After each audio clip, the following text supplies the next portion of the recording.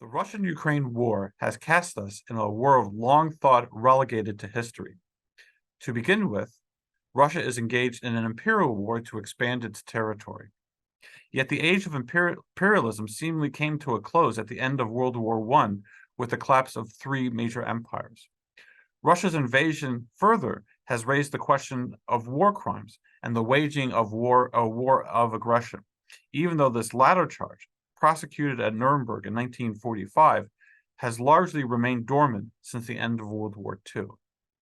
Now a third issue has reemerged, namely the question of reparations and who will pay for Russia's unjust and brutal war in Ukraine. This issue possesses particular resonance because Russia unwisely left hundreds of billions of sovereign assets in Western banks at the beginning of the conflict. Thus the cry goes up, who else to pay for this war but the Russians themselves? To delve into this question, its mechanics and potential legal ramifications, we have three internationally renowned experts who will assess the possibility of using these frozen assets for Ukraine's reconstruction and recovery. And with that, I will turn the microphone over to our moderator, Robin Quinville, to get the conversation going. Welcome to the Woodrow Wilson Center.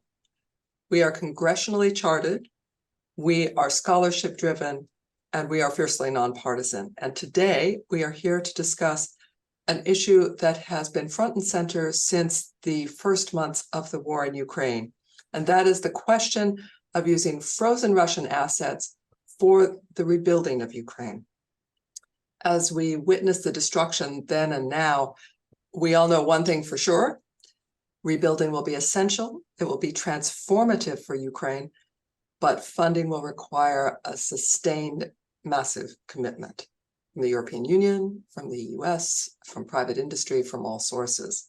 And that's why, as a question of fairness, policymakers will certainly be asking about the use of frozen Russian assets.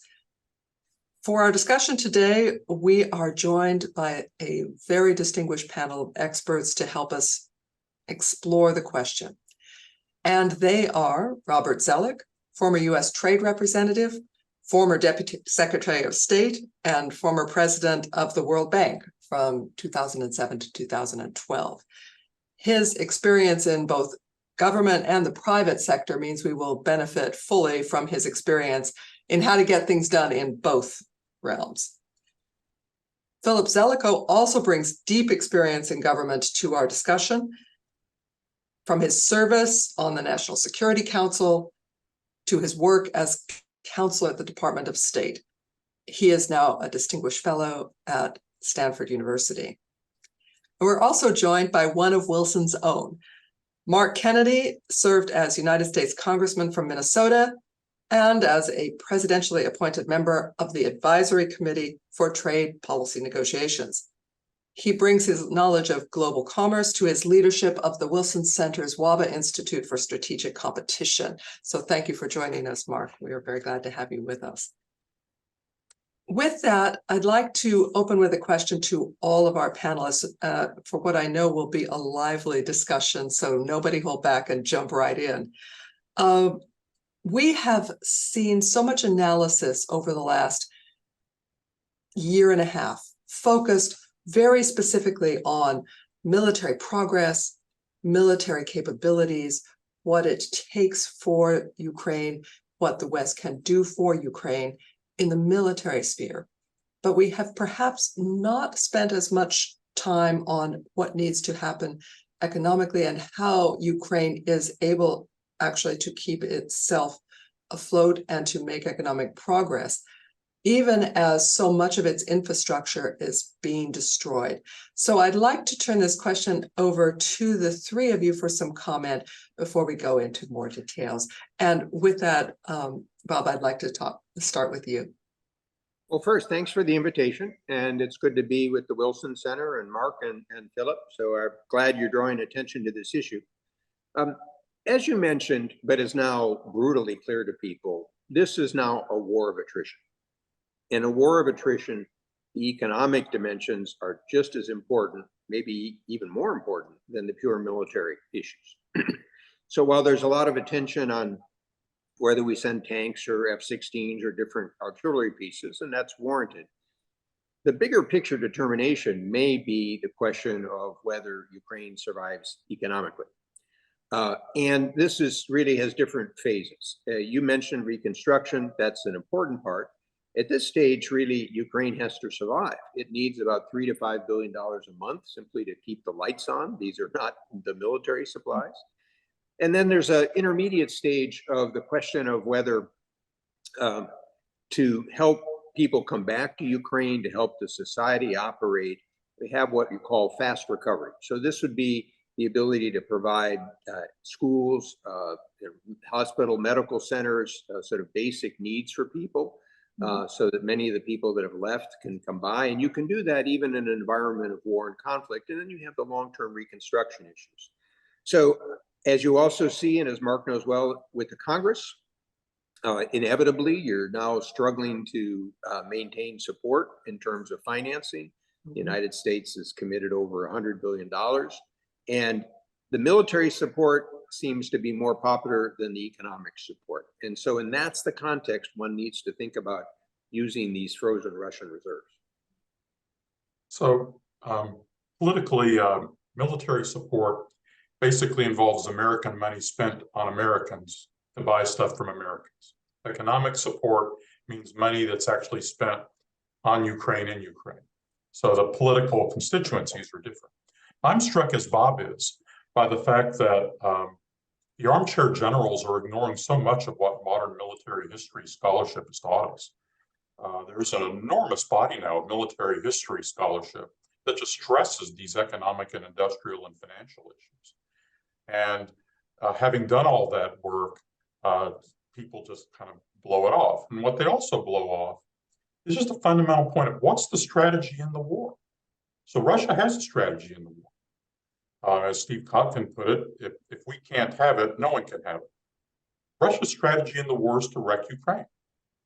It's to make sure Ukraine is not a viable, prosperous state, and eventually that condition will produce political disintegration. So that's the Russian strategy, which actually is not doing too badly. So what's the Ukraine strategy for victory? Ukraine's strategy for victory is not just, and perhaps not even mainly, about the battle line. Ukraine wins if it becomes a viable, growing state that persuades its people to return home and has a bright future in the West and in the European Union. If that happens, Ukraine will have won the war, and Russia will have been defeated. So then if you think through, well, what's the strategy for that Ukrainian outcome? You immediately begin taking off the obsessive focus with how many Abrams tanks they have, or whether they're getting ATACMS with the right munitions, and you begin focusing on these economic and financial issues. And as Bob and I will point out, is when you get into the economic and financial issues, the fate of the Russian assets that have been frozen are absolutely central, because there's really no doubt that in an international law matter, Russia has the primary responsibility to pay for its aggression before we get to European and American taxpayers. And the question before everyone now is, will we do it? And if so, how?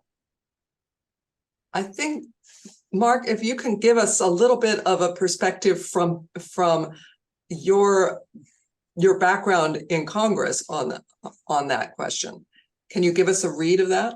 Well, I mean, not just Congress, but also the people of Ukraine, because it's not just military, it is economics, but part of why we need to talk about this is because it's about keeping people's head in the game.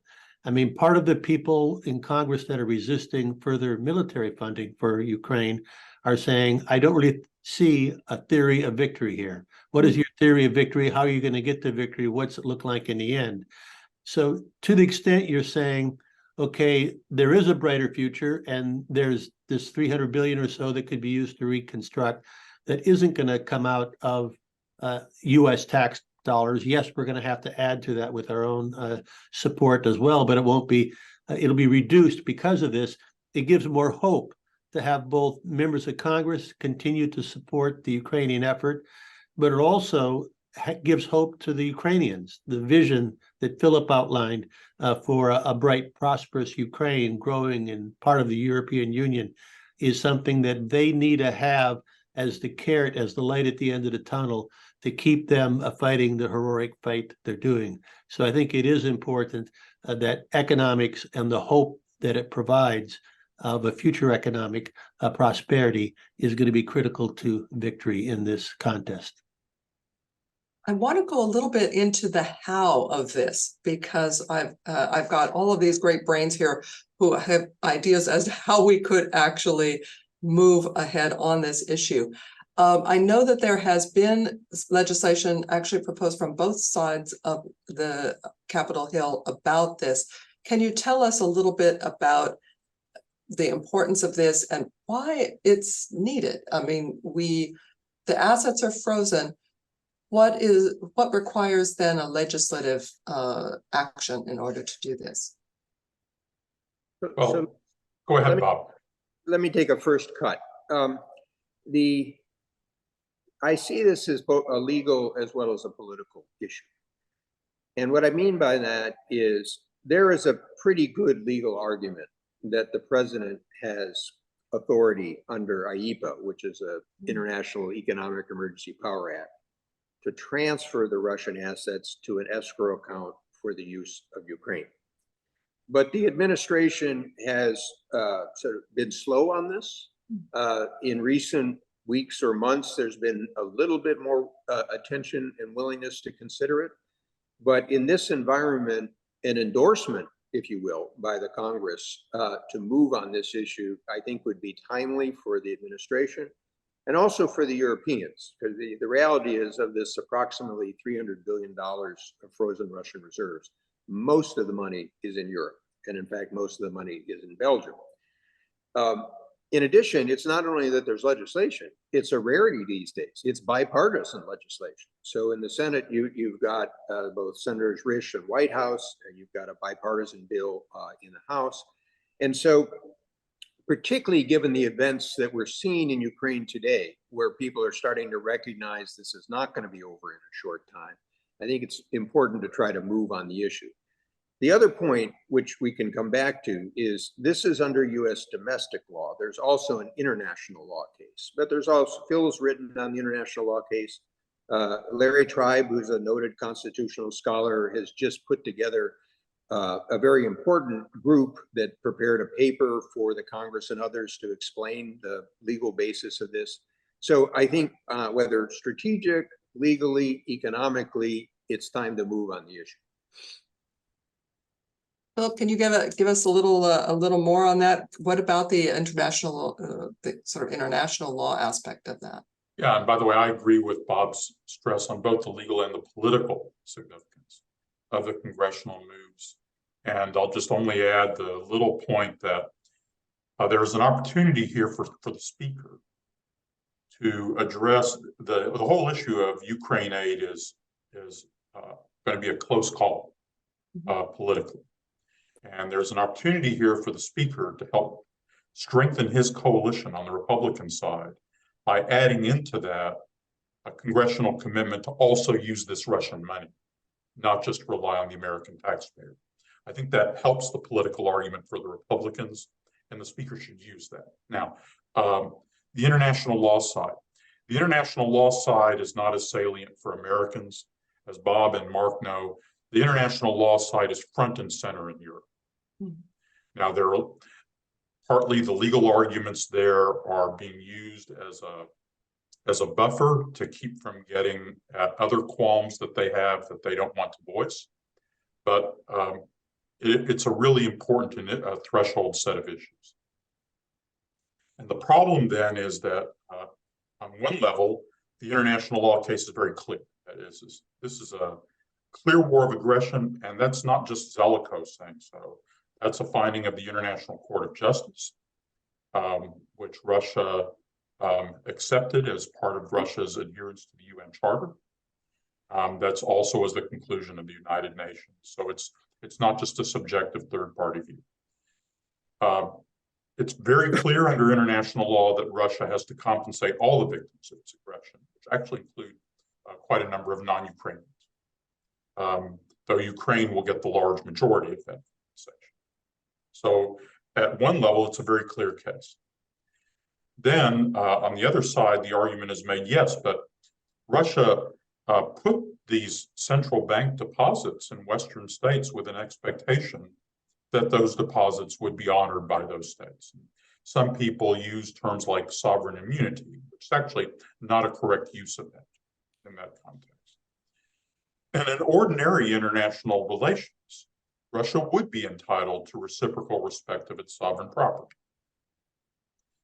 But under international law, you can move from sanctions, in which we just don't do business with, in order to persuade you to change your ways, to the law of countermeasures. Under the law of countermeasures, you've done you're an outlaw state, and if your violations of the law are really extreme, states are entitled voluntarily to take countermeasures that violate your rights in return. Like if you're not going to respect the law, we don't have, if you won't respect sovereignty, we don't have to respect your sovereign rights. And we can take countermeasures to effectuate international law. In this case, to effectuate the duty to compensate Ukraine and the duty to make whole the victims of Russia's aggression. And you can take those countermeasures and not have to compensate Russia for taking their money because of Russia's own outrageous illegal behavior, as found by the International Court of Justice in the UN and so forth. If Russia wants to challenge that and say, no, this wasn't a war of aggression, they can go ahead and try, but I don't think Russia will. Meanwhile, Russia is carrying out countermeasures of its own to liquidate Western property in Russia right and left, to which Europe has actually made no particular response yet, because it's been a little bit flummoxed in finding a consensus approach in what to do. Interesting. I would just add, Robin, that there is, as Philip said, most of the money is in Europe. And if this is just perceived as an American action, that America is willing to take your money, but Europe's not, long term, I mean, the risk here is, where do other countries put their reserve assets, in the dollar or in the euro? So although I think it makes sense to move forward, to the extent we could be more coordinated in our approach with Europe, it's going to make the dollar less at risk. We have just recently announced that van der Leyen is coming to meet with President Biden in the White House. There might be an opportunity, given the timeliness of this, to put those two together and have some kind of European stamp of approval, which would be very helpful long term. Robin, can I just add one other point that Absolutely. you might be interested in? Philip and I were both in the Bush 41 administration, which of course was the first Gulf War. And what many people have lost sight of was that in 1991 and 92, after the defeat of Saddam Hussein and he left Kuwait, you had a procedure very similar to this. The United States, Britain, France, and others put some of their holdings of the Iraqi reserve assets in an escrow account that was used to compensate the Kuwaitis, of course. But I think, Phil, there were about 20 other claimants that for various types of damages. So you have an example already in the international system of doing exactly what we're recommending here. Yeah, I actually remember that from my own diplomatic career. It was a pretty bold move at the time, and it actually had a good effect in that period. People worry about, wouldn't this set a precedent, create a slippery slope? And the situation and the relevant legal criteria are extreme.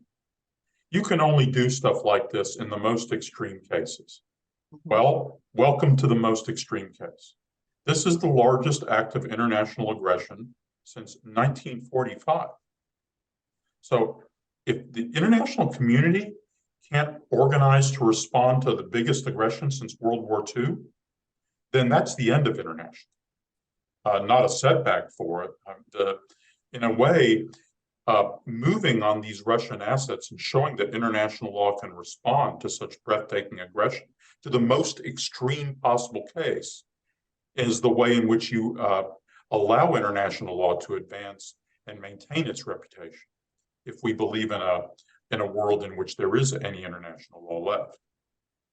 All of you have stressed the importance of this being something that we do, hopefully, as a negotiated, diplomatic, multilateral kind of effort, and that echoes the statement that the G7 made, actually, on the margins of the Vilnius summit, really looking at, saying, right, they're going to immobilize these sovereign assets until Russia pays for the damage that it has caused. And some have suggested that this would be administered through an international mechanism. And again, since we're getting into the nitty-gritty of the how here, and given your experience, can you talk a little bit about what such a mechanism might look like? Is that foreseen as part of the U.S. legislation, or is this something that you could see as a possible uniquely crafted mechanism for this? And how would that be administered? Would that be the U.S. and the EU, EU and Ukraine? Talk to me about your vision for this, and be creative. So let me get it started. The idea here is that the United States and other countries that held Russian reserves would put those reserves in an escrow account. So you don't hand them directly to Ukrainians. You have them in an account that sort of starts the process. And then, as you suggest, there are different ways you could create mechanisms that would serve different purposes. So one, for the Ukrainians, frankly, if you tried to put $300 billion in Ukraine, you'd flood the place. You don't need that sort of amount of money. So you'd undoubtedly want to have requirements in terms of corruption, transparency, a lot of the things that people have talked about in terms of necessary reforms. You would probably start to make sure that the funds were available for the issue of survival that I mentioned, keeping the lights on, the $3 to $5 billion a month that's going forward. And you would also consider funds for what I mentioned, the fast recovery. And then you've got time to work on the longer term reconstruction issues, which institutions like the World Bank and others have outlined how one might try to approach that. Now, the president has appointed Penny Pritzker to sort of lead the reconstruction effort, former Secretary of Commerce, a colleague of mine at the Carnegie Endowment. And she's just getting this up and running. But my guess is what you would try to create would be some international group involving the EU, involving the US, the World Bank, other types of parties that tried to work with the Ukrainians, so the Ukrainians have ownership and are ultimately responsible, but also tried to figure out the types of things you could do to draw in private sector money. So at various points, and obviously if you're dealing with parts of Ukraine that are safer, do you want to offer guarantees? Do you want to offer sort of equity finance that helps different support? But as Phil said, you have to have the strategy that your long-term purpose is a democratic, independent, sovereign Ukraine linked to the European Union. Now, Europe has to be a key part of this because, as Phil mentioned, the long-term strategy is you want Ukraine as a member of the European Union. It will take a long time. This is a long requirement. But that gives hope for the Ukrainians, as Mark mentioned, but it also gives a sense of what's the real purpose of the reconstruction, to sort of connect it to the European model. My own sense, however, is that you want some coordinating body that also isn't purely European. So it's not just a function of the European Commission, which frankly has rather sluggish procedures. One model that Phil and I have discussed is if you go back to the Marshall Plan, the United States created the ECA, the European Cooperation Administration, which basically was set up to help the European countries with the Marshall Plan's funds, but also went out of business. And that's not a bad idea for this, the process going forward. There would be institutions like the European Investment Bank. So you need a coordinating mechanism for this to proceed effectively. Now, the other point of it, however, is one of the aspects of this suggestion that people haven't really focused on is by having the money in escrow, you're really adding to your diplomatic variables. So it's not only a question of the battlefield, it's a question of if at a point one does reach a possible settlement. And again, I'm not predicting that, but you're trying to prepare for various eventualities. The availability of this money may frankly make it easier for Zelensky and Ukraine if it doesn't get, say, all the territory that it wants. And you could even keep open the possibility if, and again, I wouldn't predict this, but if you want to keep open the possibility that there's a post-Putin regime or Russia decides that it accepts Ukraine's existence, that some of the money could go back. So, you know, from your diplomatic experience, you want to have as many tools in the box to be able to sort of work on a problem. And the economic tools are not only important in the short run, they could be quite important for the settlement and critically for the economic survival and reconstruction. So what Bob pointed out, I think it was great. And it just may help your viewers to kind of break this down into two phases. Phase one is we have to work through the legal hurdles and so on to mobilize the resources and make the institution credible and in escrow accounts as Bob and I have described. So that's phase one. We have not nearly completed phase one. Mm-hmm. In phase two, we'll have to create the institution, the international mechanism you were asking about that performs the kind of mission Bob described. That mission, if you think about it, needs to have at least two big dimensions.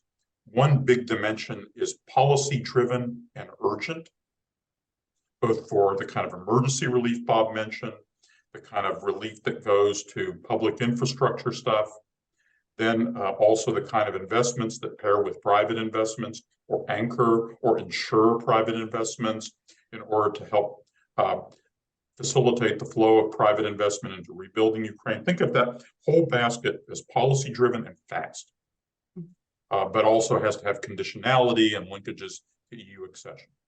Then there's another dimension, which will be claims-driven. All kinds of claims, including some probably from some non-Ukrainian claimants. And setting up that claims mechanism is very important too, and will be politically essential, including inside Ukraine. It's important to keep both of these baskets in mind because a lot of people tend to focus on only one or the other of them. You need to keep both in mind, and it's a really interesting craft problem as to how to set it up. Then stepping back from that, of course, it's going to need to have US, European, Japanese, and input in the overall guidance of the thing. So, of course, there is no playbook for how to set up such a mechanism. In fact, the recent examples for this, where we did really large multilateral aid efforts in Iraq or Afghanistan, are really good illustrations of what not to do. Bob quite rightly says we need to kind of look back at some of these earlier ideas, which themselves, by the way, weren't from a playbook. They were purpose-built inventions. That, in the case, the ECA case Bob mentions, a successful invention. And this is an enormous lift. It's a vital and necessary lift. It's really a whole new program to revitalize the whole future of Europe in conjunction with the European Union, which is facing really quite serious financial issues in contemplating expansion. And if you then, but if you step back from all of this and say, boy, that's hard. Yes, it is hard. But the good news is that the money is already there in our jurisdiction to help set this off and make it credible. And the good news is that if you can realize this vision, it is a truly positive vision to take this awful, devastating crisis and actually turn it into something that can revitalize hope about not only Ukraine's future, but Europe's future. That really resonates with me. You know, we have an initiative that we've started here at the Wilson Center that we call Ukraine in Europe, where we are going to focus on what this is going to take, both for Ukraine and for the European Union, knowing that the transformation will need to take place on both sides. Let me ask you, Mark, in hearing these very innovative and creative ideas, do you think that will, for the American people, resonate if we are putting something together like that? Well, I think it can resonate. There are some that say you can only use these funds for claims. If you can use them to pay that ongoing cost of operation to keep the government afloat, that would take pressure off the taxpayers. I think they would find that very attractive. One thing, though, I think we ought to try to avoid is having any kind of comparison between this and rebuilding of Iraq and Afghanistan, because it's a much more advanced country. Neither Iraq nor Afghanistan really had the hope and opportunity to become part of the European Union, to become a key a pillar of the Western Alliance as the Ukraine has the opportunity to be. So I think this can provide hope. The other thing I would say, though, is as part of the structure, Bob mentioned perhaps having other contributions from countries or private enterprise activities happen within the entity. In order to create the credibility with Brazil and India and South Africa and others that are critical to get their support, we may have to have the entity that is distributing this money be different from the entity we commingle other funds in to rebuild Ukraine. The latter one probably needs a lot of input from Ukrainians in order to be successful, even down to the local level. The former one needs to have a degree of autonomy and independence and credibility that this is being decided not just by the people that favor this distribution, but by more independent-minded people that are disinterested in the outcome. Robin, if I could follow up one point that Mark made and Phil alluded to, and that is based on the Iraqi experience of a wider claims process. Mm-hmm. One thought that is starting to emerge is that many developing countries were hurt badly by the rise in energy and food and other prices. And you see this still going on now with the question of Russia interfering with the grain exports out of Ukraine. So if you take the approach that Phil and Mark mentioned, where you've got some separation, you could have a claims process, which may take longer than the needs for Ukraine immediately, that if you worked with the IMF and World Bank and came up with some principled basis to demonstrate that they were hurt by these increased prices, that they might also get some amount of the funds. Now that has an ancillary political benefit. One of the, I think, surprises for Europe and the United States was to find that a number of the countries in the developing world, the so-called global south, didn't have the same investment in this war. They said, look, we've got a lot of other problems. We've got food and energy prices, we got COVID, we've got our debt issues. And so frankly, a number of them have been lukewarm or abstained in the process. So one of the attractive notions about recalling the claims process from the Iraqi case and seeing if you could develop a principled approach in this situation is, frankly, you could broaden the coalition support while also helping some of these countries in need. That's really interesting because you're right, that does address an issue that has affected all of countries all over the world, especially with rising food prices and energy prices, really in quite extraordinary rates for a period of time. I want to bounce off these ideas of the various mechanisms and just clarify a bit, because I think that's important when we're talking about this particular mechanism for distributing the frozen assets of Russia. There are also a number of other processes ongoing about reconstruction in Ukraine and looking at the how-tos. For example, there have been Ukraine reconstruction conferences the last couple of years, first in Lugano and then the last one in London earlier this year. And how do you see this playing into these various mechanisms? Presumably this would stand alone, and then those processes, also including any efforts to bring private financing in, or for people to work with the facility that Ukraine itself has set up, would operate in parallel but mutually supporting. Does that sound right? Correct me if I'm wrong. Well, the conference. Go ahead, Bob. Go ahead. I was in London around the last Ukraine recovery conference. But basically what that consists of is a lot of people coming in and saying, we need to help Ukraine and here's what we're doing. Mm-hmm. Mm-hmm. The conference was not really operational. Uh-huh. It was, and there's no really serious secretariat for it, no operational side to it. There is, off to the side, there is a thing called the G7 Donors Coordination Platform, which is some effort to coordinate all the disparate efforts. This is actually already becoming a problem, which we experienced in places like Afghanistan, where what happens is you get 20 different donors, each of them have their own paperwork requirements, and the country that's supposed to be receiving the help finds it's spending half of its time just untangling the paperwork requirements of the 20 donors, each providing their penny packet of funds. And it creates a bewildering and often conflicting and difficult effort that makes it hard then to do purposeful things. So the G7 Donors Coordination Platform is a start. The Ukraine Recovery Conference is an appropriate multilateral way for folks to meet and take stock of what they're doing in a large venue. But what you need to create here is some kind of an institution that now does not exist. Rather than use an existing EU agency, I think the best idea, as Bob also suggested, is to create some new thing that might not be permanent, that is purpose-built and that is multinational, born multinational. It very much includes the United States, but not just, but is predominantly European, probably, and is and can work closely with the European Commission and relate what it's doing to the EU accession negotiations and the EU accession process.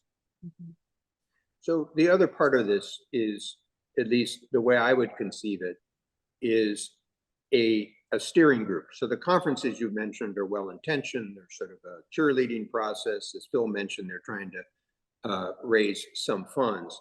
But frankly, they have lacked the critical step that we're talking about today, which is using the Russian reserves, which is kind of, sitting there on the table. And in pure political terms, as Mark would know, the question I pose is, how likely is it we're going to give the money back?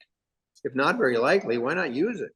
Now, you also have other international institutions. So the World Bank has probably done the most detailed work on the reconstruction issues, and you've seen their estimates for what a full reconstruction would involve.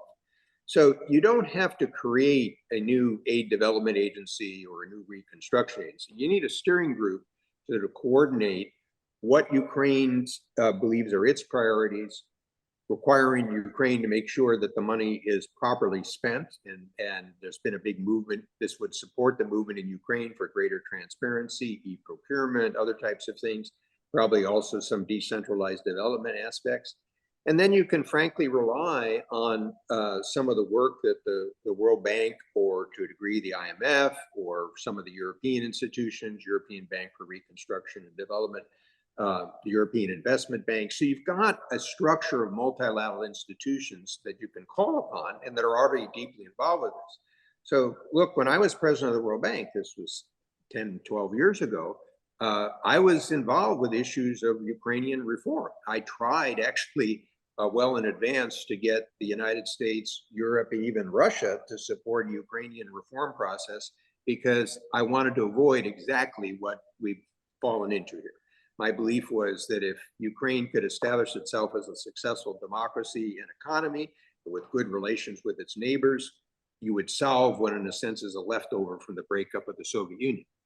People didn't pay attention to it. The Ukrainians had their own internal fights. And so we are where we are. But so the type of, I think, the type of organization you want is clearly got to have a European focus, because the European institutions will be involved, and the long-term strategy is to make Ukraine part of the European Union.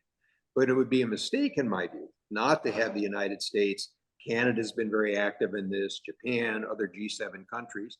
And as Mark mentioned, there are other players in the system that are frankly are drawn in through the World Bank and IMF. Mm-hmm. Yeah, very interesting. I want to ask you all a question about timing, because I think we talked about the fact that Ursula von der Leyen will be here for the US-EU summit on October 20th. And as we look, it seems to me that, as you've laid out, there is a need to do some investment. First, everyone thinks about reconstruction as at the end there will be this, right? But it seems to me that on timing, there's an argument for action on this issue even ahead of some others. And let me talk, Philip, I'm going to ask you, since you're nodding, like you take the start, and we'll come to you at the end, back at the end. Okay, I want to kind of reach in there, because it always strikes me that not to act is also an action. It's just often not a decision not to act. No, it's we've got to start now.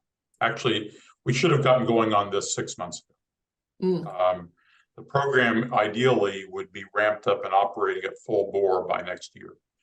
And we should have gotten started months ago in order to get that level of operation now. Why? If under international law, what you're doing is you're mobilizing the money to compensate the victims. The victims are in pain now. The country is falling apart now. The private sector is deranged now. Its entire civil aviation sector has been shut down. Imagine a country with no airlines, with no civil air traffic. That's Ukraine. Maritime transportation, really bad. Lost 30% of its GDP last year. About a third of its people are displaced, internally or externally. And a lot of people are making up their minds, figuring out, like, what's the future going to be here? Especially as kind of the original excitement and adrenaline wears off, and you realize you're in this terribly draining, exhausting slog, which they're in, against a determined aggressor that just wants to wreck their country and then let their politics go down the toilet. So that's the need we face now.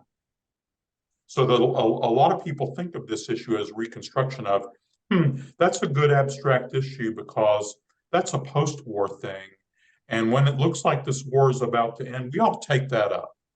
And that's just a fundamental strategic error. So Bob and I and Larry Summers first actually began publishing about this in March. And it was urgent then. So I'm going to turn, Bob, I'm going to turn to you and Mark to say, what will it take to kick this into action, huh? Well, that's why your question on timing is very apt, because, and it's, remember, we started out with the question of the congressional legislation. There are voices in Europe that share the perspective that we've been discussing. But Europe, as we know, is complex, and there's sort of different arguments, and some of the lawyers lock themselves in with various positions. And so, frankly, I think if Congress started to move on this issue, it would press the administration to move. And you've already seen some statements. Secretary Yellen's become sort of more open to the idea. Secretary of the Treasury, there's people in the White House and others. You mentioned Penny Pritzker, sort of at least suggesting openness to this idea. So frankly, I think the Congress could be a catalyst for the administration. And I don't think Europe will move unless the US moves. And as Mark mentioned, it's important that they do that together. But the events on the ground are crying out for this need. I mean, you can, and by the way, in addition to sort of the politics of our country moving forward on this, you have to think about the larger war politics. So Putin's bet is that the will of the West will dissipate. It will say, we've done enough of this. We want to move on to something else. And frankly, he's waiting for our election to see what comes out of our process. I think it would be a wonderful political signal to Putin as well as to the Ukrainians if we frankly engaged in the elegant justice of using his money to keep Ukraine alive and keep hope for the future. So that brings us back to the strategic argument on time. I would just add that we're at a very slippery slope, a very dangerous period. Because if you think about a year ago, when we had the prime minister from Ukraine come and speak to a joint session, he was wildly acclaimed. And now he has a hard time meeting people in the House. When you watch the audience response to his speech at the UN General Assembly, it was much more muted than it was last year. We're already on a trajectory where a year from now, we could be in a very complicated position as it relates to Ukraine. So we need an injection that gives more energy and more hope to this enterprise. So I not only think that it makes sense to move on, let's use Russian assets now, but also Americans, particularly those that are resisting providing additional support for the war effort, are saying, where's the Europeans? And I think we all expect the Europeans to take the lead on the reconstruction. It's in their benefit, it's in their continent, They're on a path to be to the EU. We don't want this to be perceived by Americans, so it needs to be communicated delicately that they're going to get all the fruits of the labor of a prosperous Ukraine. But I think there's an opportunity for van der Leyen to come here and lay out a plan as to how Europe is going to take the lead on the reconstruction and take a bit more of the heavy lift, just as America has taken a bit more of the heavy lift on the security side, in conjunction with doing something as relates to the frozen Russian assets. Robin, could I add a point on the Absolutely. economic side that Mark raised, and some of those who are uncertain about this idea have raised the question. So many countries in the world hold their reserve assets in dollars. It's about 59% of global reserves. And so some people in financial markets, and I think some of the people around Secretary Yellen had this concern, said, well, we don't want to do anything to undermine the dollar. And there's a couple of answers to that. The first one is that Mark mentioned, is if you do this with the Europeans, frankly, if you've got the dollar, the euro, the pound, you've got the principal reserve currency, so you're all acting in concert.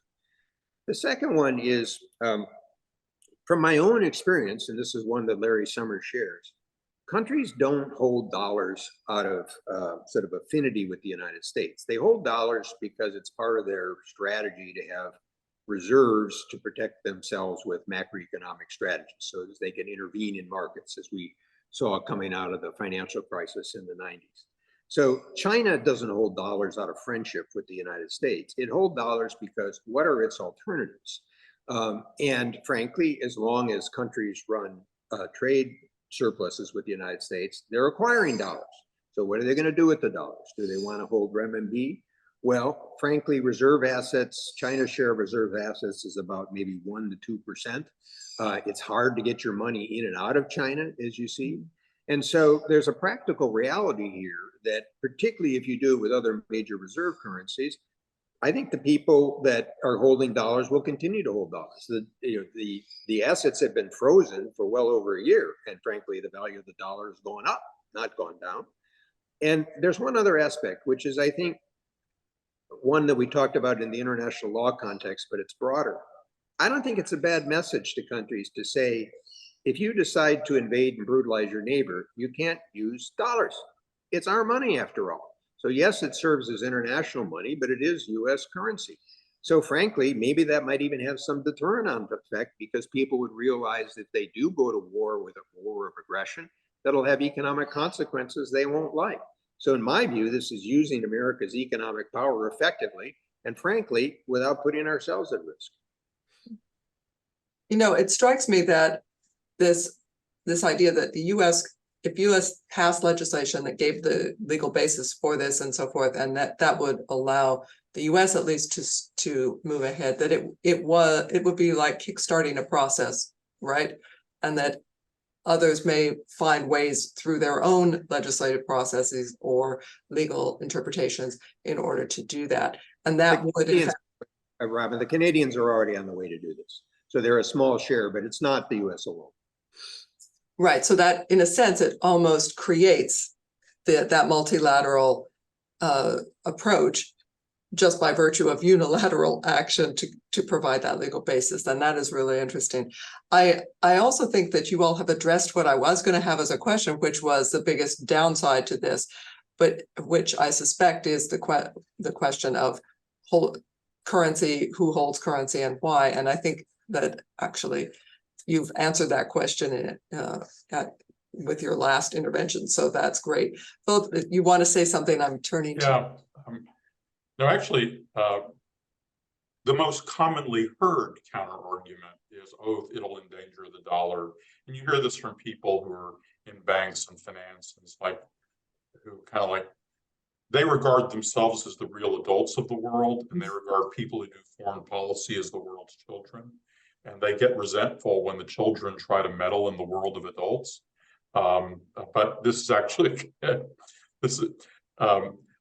this is actually a case where they do understand, even bankers understand, that outlaws don't have a right to freely use your bank. And I think they'll come around. That's the most publicly cited counter. It is not, however, I think, the counter argument that's really animating a lot of European governments. The counter argument that really animates them, which they don't talk about, is that there is retaliation by Russia. There's also a little wrinkle here for the Germans in particular, is they hate anything having to do with feeding flames about reparations arguments, because the Poles have been making a big deal about this lately, and they fear that this will give right-wing Poles another club with which to hit Germans. I don't think that's a very good argument, actually, including for the Poles, but just so you're aware that that's a German sensitivity, which they also don't spotlight much. But the big fear is this. The big fear is that Putin has already started, he's already set up his own state countermeasures, saying anybody who froze my assets is an unfriendly country. And I now, through a presidential decree, have ordered that I can take the shares and ownership of any company that's domiciled in an unfriendly state, or any investor, private investor, domiciled in an unfriendly state, and I can just take their money as punishment for their country being unfriendly. I can take it and give it to my cronies. I can take Carlsberg beer and turn it over to one of my cronies. I can take Danone yogurt and turn it over to one of my cronies, and so on. They've already done that. That's like we're killing the first hostages. Watch out that we don't kill the next 100. And so what's going on here is there are German companies, other European companies, other interests, Japanese, who keep thinking, hoping, and wishing that this temporary unpleasantness with Russia will subside and their business relations with Russia will go back to the good old days. It's kind of like the guy whose wife leaves him and who thinks, oh, this is just a separation. She really loves me. We'll get back together soon. But in fact, it's going to be a divorce. It's going to be a painful divorce. But these companies in Europe have not quite reconciled themselves to this divorce. They keep hoping this is just a separation, and they're afraid that if we confiscate this Russian money, it'll cement the divorce. The Russians will kill all the rest of the hostages. They'll liquidate all the remaining European or Japanese companies and investments in Russia. Now, one of the answers to that, by the way, is those too would become claims in a process for the victims of Russia's aggression, because Russia isn't going to compensate these really quite unlawful confiscations. They're just not going to do it.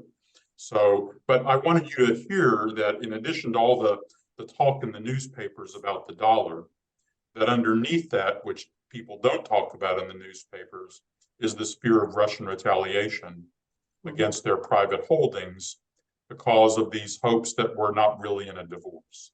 And unfortunately, I think we are. I think we saw that as also with Germany and the energy sector, of course, where they really had to actually effect that divorce in a very quick manner. But what I hear is not only you highlighting the issue, but also highlighting the response, which is that there would be a remedy in adding those to the claims that would be then adjudicated through this mechanism. And this is part, Bob alluded to this earlier. It's really important if you make all, Ukrainians, of course, quite understandably say, well, of course, every cent of this should come to us. Because, and boy, if you spent time in any time in Ukraine, I've spent a little time there, you totally understand this. But Bob makes the wise point, including for Ukraine's benefit, that portraying Russia's aggression as having damaged a lot of people and that we care about all the victims actually internationalizes this problem and helps you build a coalition that will also help Ukraine. Bob alluded to that earlier, and he was quite right about that. In the Kuwait case, for example, the claims process that was set up had all these other claimants. Kuwait ended up getting 80% of the money out of that process. but about 20% of the money went to all sorts of non-Kuwaitis, including Israelis, Iranians, yes, Israelis and Iranians in the same battle, and international organizations and so on. And that was billions of dollars. And that politically, that helped. So since I have people from government with me, I am going to ask you all to do something you probably didn't do for a lot of years because you were too high ranking, but here I'm going to go there anyway. You're writing the briefing memo for this meeting between the president and Ursula von der Leyen. On this issue, what's your bottom line up front? Oh, I ought to bounce this to Bob. Bob will have to reach deep back in his ancestral memories of when he actually used to have to write memos for bosses. But I think if he'll reach back there, he'll give you a good one. So I think our conversation has provided the raw material, in that the core is to recognize that we're in a war of attrition. The economics are just as important as the military aspects. To be able to add a critical variable to keep Ukraine alive, but also expand and broaden the coalition, we need to start to move on the transferring of the Russian reserves to this account, and then work with the Europeans on the types of structure that you were asking about, Robin, about how to try to deploy it, while recognizing there's a claims process that we need that might help with European companies, might help with developing countries, but there's also a need to be supporting Ukraine now. And frankly, if Congress gives the president a nudge, all the better. Philip, Mark, anything to add to this bottom line up front?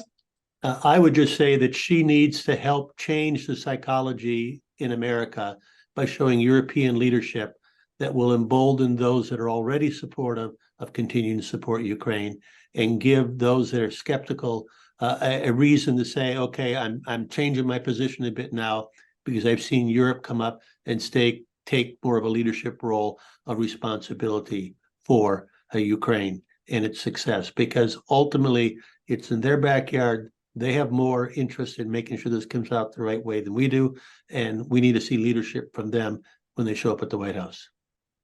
Yeah, I think what they need to articulate is a positive vision of victory and what victory means. And because right now everyone's defining victory in some sort of utopian movement of the battle lines, and that's all great. But no one in this conversation and no one in Washington will end up deciding where the battle lines are. You can give Ukraine more equipment, and they should get all they possibly can. But that will end up getting decided on the battlefield. However, we can control the definition of victory regardless of where the battle line is up. And that's the vision that von der Leyen and the president can begin to articulate now. Well, I approve this memo. And so with that, I want to say thank you so very much for joining us, Robert Zoellick, Philip Zelikow, Mark Kennedy. This has been a fascinating discussion, and I have really enjoyed exploring this topic with you. Thank you so very much for joining us. Thanks for having us. Thank you.